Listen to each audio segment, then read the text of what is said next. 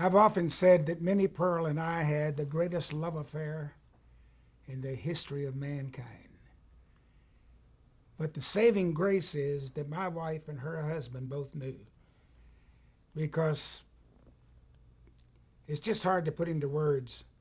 She was such a professional, but such a warm, down to earth, extremely well educated, and created this Minnie Pearl character from picking up. She was in legitimate theater, and from picking up people around her. I don't know if at the beginning if she was consciously, taking notes about different people and stuff, but every one of the characters that she portrayed in her routine when she's doing a concert were people that she had met, and she renamed them.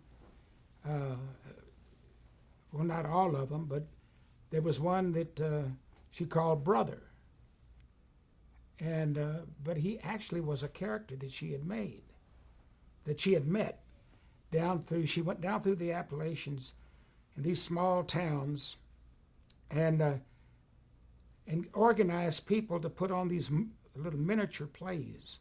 Now, this is years before they really had and couldn't afford or couldn't receive radio, and she taught these little towns how to put a little group of show people together and put it up for their own entertainment, not to make money, but just for something to do.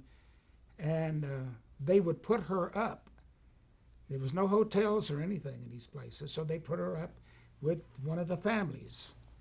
And in that family, there was always a character.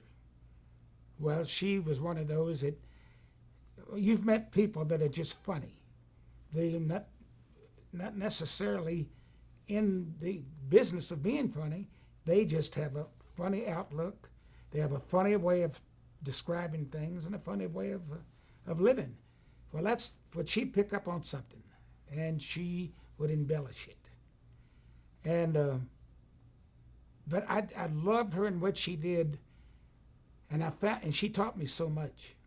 We were getting ready to go into Las Vegas one time, and Jim Halsey, my manager, who also managed Minnie Pearl at the time, said, "What do you think about Minnie going in and opening up for you?"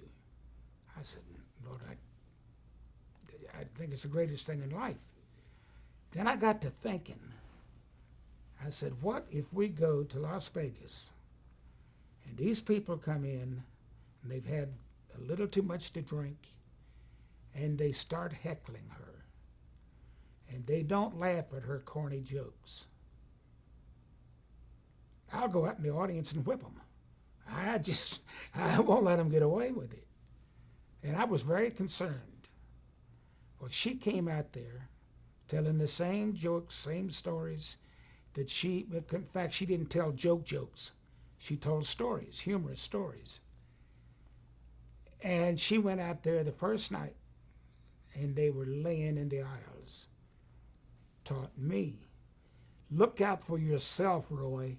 Minnie is doing all right. And it taught me that a good joke or a good humorous story is just like a hit record. People want to come back, and it's been proven with me. If I do something, somebody will come back the next day and say, "Well, I brought my friend in to have you tell that story about so-and-so, and you didn't tell it." They came back because they loved that, and the same with her. She told that story that was funny.